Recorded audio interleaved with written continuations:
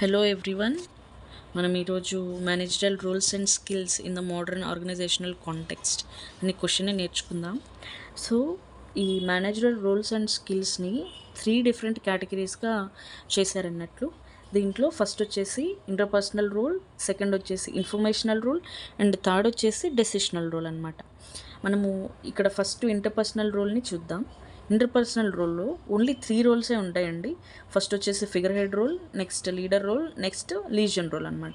దీన్ని మీకు సింపుల్గా చెప్పాలంటే ఫిగర్ హెడ్ రోల్ వచ్చేసి manager representing company in a సెరమనీలో కంపెనీని రిప్రజెంట్ చేయడాన్ని ఫిగర్ హెడ్ రోల్ అంటారు. అంటే అఫీషియల్ పార్టీస్కి వెళ్ళడం కానీ, లేకపోతే ఎంప్లాయీస్ యొక్క మ్యారేజెస్కి వెళ్ళడం కానీ ఈ ఫిగర్ హెడ్ రోల్ అన్నట్టు. నెక్స్ట్ వచ్చేసి లీడర్ రోల్ ఏంటంటే manager has a authority for getting work done by the employees. Okay, he has a authority అనమాట. అంటే ఆయన ఎంప్లాయీస్ చేత పనిచేపించే అధికారం ఆయనకు ఉంటుంది అన్నట్లు. నెక్స్ట్ లీజన్ రోల్ అనమాట.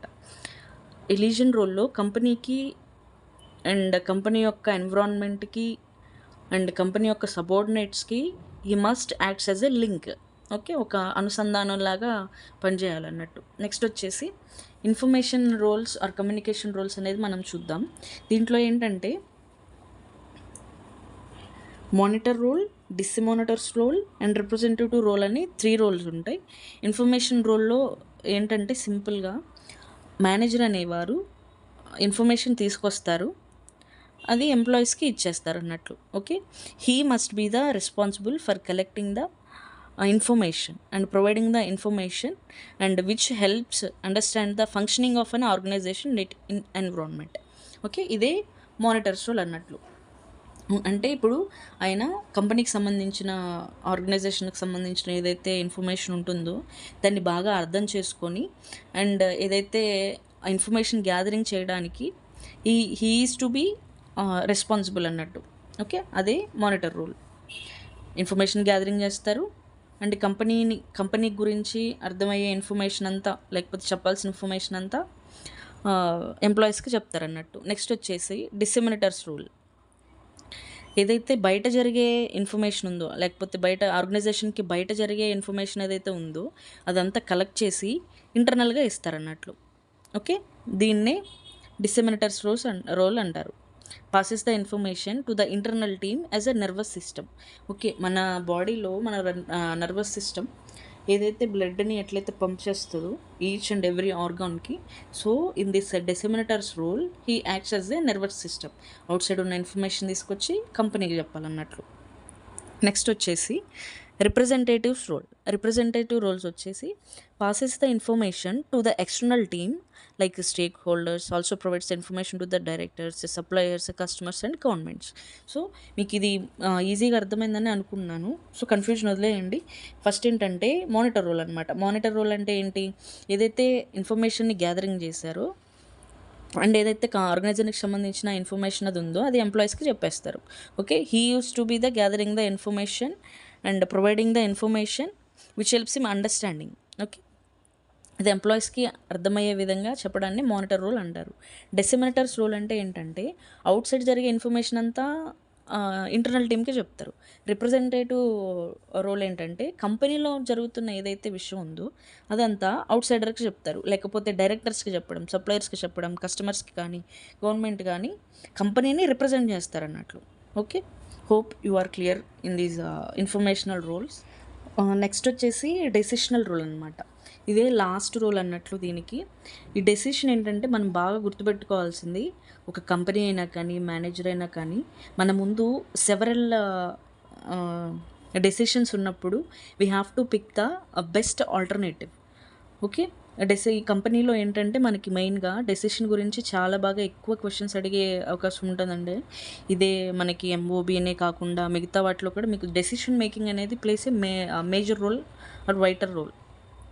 ఓకే, సో ఈ డెసిషన్ అనేదాన్ని బాగా గుర్తుపెట్టుకోండి. దీంట్లో ఏంటంటే మనకి 4 టైప్స్ ఉంటాయి అన్నమాట. Entrepreneurial role, disturbance handler role, resource allocator role or negotiator role. Okay, మీకు ఈ పేర్లు వింటేనే అర్థమైపోతుండొచ్చు ఎంటర్‌ప్రెన్యూర్ రోల్ అంటే ఏంటని, డిస్టర్బెన్స్ హ్యాండ్లర్ రోల్ అంటే ఏంటని, రిసెస్ ఎలికేటర్ రోల్ అండ్ నెగోషియేటర్ రోల్ అని. సో, ఈ డెసిషన్ రోల్ అనేది వీటన్నిటిలో ఎలా ఉపయోగపడుతుందో మనం ఇప్పుడు చూద్దాం. ఏంటంటే మనకి ఫస్టు డెసిషన్ తీసుకోవాలంటే ఆ సన్నివేశానికి కానీ, లేకపోతే ఆ ప్రాబ్లమ్‌కి సంబంధించిన పూర్తి ఇన్ఫర్మేషన్ అనేది మనకి ఫస్ట్ తెలిసుండాలి. ఓకే. అది పాస్ట్‌లో దానికి సంబంధించిన విషయమైనా గానీ, ప్రెజెంట్ ఏదైతే జరుగుతుందో అదంతా మనకి తెలుస్తూ ఉండాలనమాట. సో, ఫస్ట్ ఏంటంటే ఎంటర్‌ప్రెన్యూర్ రోల్. మనకేంటంటే మేనేజర్ అనేవాళ్ళు ఒక టీమ్‌ని లీడ్ చేయాలి కాబట్టి he must need to up to date. ప్రతి ఇన్ఫర్మేషను ఆయన తెలుసుకుంటూ ఉండాలి.